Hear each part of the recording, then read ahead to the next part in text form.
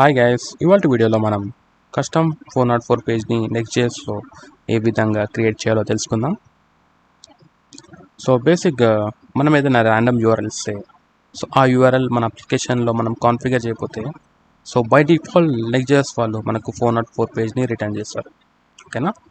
మనం ఏంటంటే మనం కస్టమ్ 404 పేజ్ని నెక్స్ట్.jsలో క్రియేట్ చేసుకుందాం.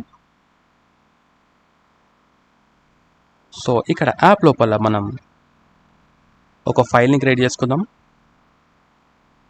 ఫైల్ నేమ్ వచ్చేసి not-font.js. ఇక్కడ నేను నా కస్టమ్ కోడ్ యాడ్ చేస్తున్నాను. ఇక్కడ చూడొచ్చు, నేను జస్ట్ ఒక టెక్స్ట్ పెట్టాను, కస్టమ్ 404 పేజ్ అని. మీరు రియల్ టైంలో ఒక మంచి పేజ్ డిజైన్ చేసుకోండి యూజింగ్ CSS. మీరు ఇక్కడ చూడొచ్చు, నేను కస్టమ్ 404 పేజ్ని రెండర్ చేస్తాను. ఈ విధంగా మనం కస్టమ్ 404 పేజ్ని నెక్స్ట్.jsలో క్రియేట్ చేసుకోవచ్చు. మీకు ఏమైనా డౌట్స్ ఉంటే నాకు కామెంట్ సెక్షన్లో కామెంట్ చేయండి. Thanks for watching. బాయ్.